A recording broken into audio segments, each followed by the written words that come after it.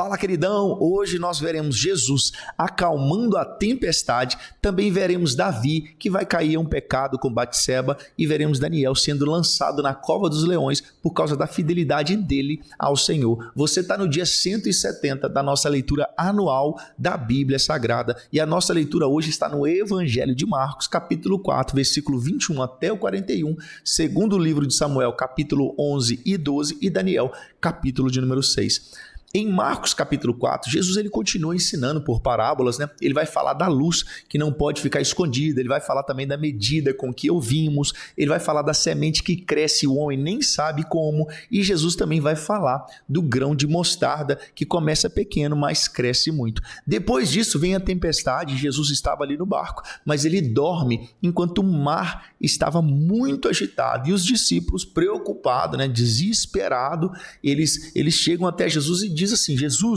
eles dizem assim, alguma tradução vai falar Jesus, outros vão falar mestre, né? Mestre, o Senhor não se importa que a gente vai morrer todo mundo ou que pereçamos, né? Algumas traduções. Jesus se levanta, repreende o mar e repreende o vento e tudo se acalma. Então depois Jesus faz uma pergunta, né, para os discípulos, né?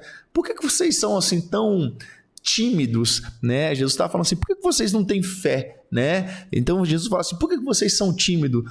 Como vocês não têm fé? Jesus faz uma pergunta para eles. Então a lição aqui que a gente entende da parte de Jesus é uma lição poderosa. A presença de Jesus no barco, ela não impede as tempestades da vida, querido. Então, mas ela garante que a tempestade não é aquela que tem a última palavra. E isso a gente vem falando aqui há muito tempo, desde o início dessa leitura.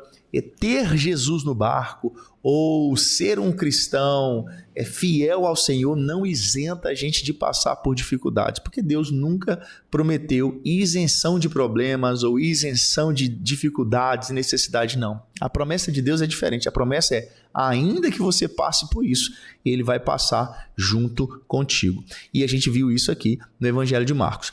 Em segundo livro de Samuel, capítulo 11 e 12, aqui nós temos uma das quedas mais tristes da Bíblia Sagrada. Davi, em vez de estar em guerra, porque esse capítulo ele vai dizer assim, no tempo em que os reis saíam para guerrear, Davi não estava saindo, ele não foi para a guerra, ao invés de ir guerrear, ele ficou em Jerusalém e ele vê Batseba, e ele manda chamar Batseba. Ele estava lá no seu palácio, no alto do seu palácio, e ele vê Batseba, então ele manda chamar Batseba, ele se envolve com ela e depois ele tenta encobrir o pecado. Quando ele não consegue mais encobrir o pecado, porque ela ficou grávida de Davi, né? Ela estava esperando um filho de Davi, Davi manda chamar o marido dela, não, traz o marido dela estava em guerra, Urias. Davi fala assim, não, traz o marido dela para que o marido dela tenha uma noite com ela e ele vai achar que o filho é dela.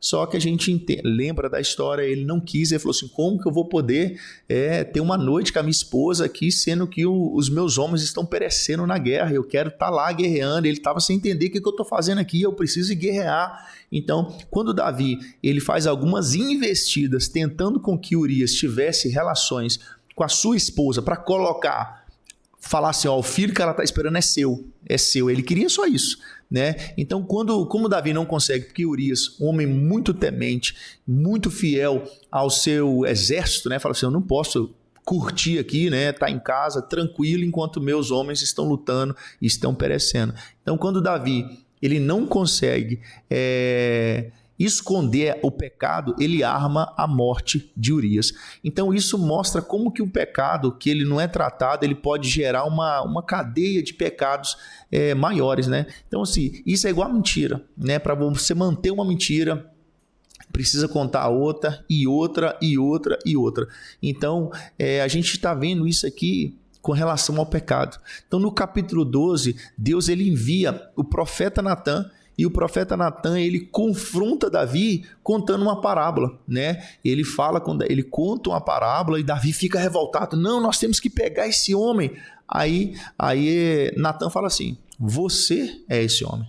Aí Davi, ele reconhece o erro dele, ele fala assim, eu pequei contra o Senhor. E aqui também a gente vê o coração de Davi, né? Porque diferente de Saul, Davi ele não tenta se justificar. Ele se quebranta diante de Deus, ele entende o pecado dele, mesmo recebendo o perdão do Senhor, mesmo perdoado, Davi enfrentou consequências seríssimas na sua casa.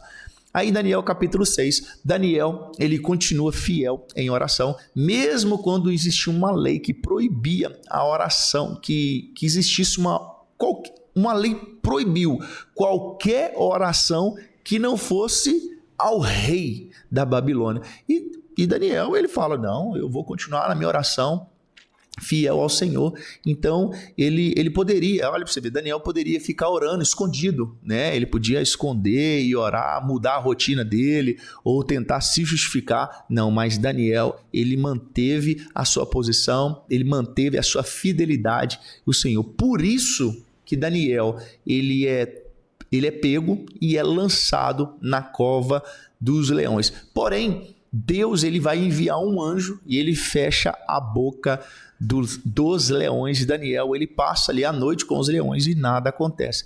Então, o que nós aprendemos com isso? Daniel ele está ensinando para nós aqui que mesmo diante de um problema, mesmo diante de uma dificuldade, a escolha de permanecer fiel é sempre a melhor escolha. Essa escolha é a melhor que a gente pode fazer. E Daniel, ele se mantém fiel, obedece ao Senhor. Isso custou caro para ele, mas o Senhor entrou em providência e livrou Daniel. O que a gente aprendeu hoje, queridos? Nós aprendemos que Jesus ele tem autoridade sobre o vento e sobre a tempestade. Aprendemos que pecado escondido ele cresce e ele vai destruir, ele vai causar um dano terrível. E aprendemos também que a fidelidade a Deus vale mais, que é uma segurança temporária.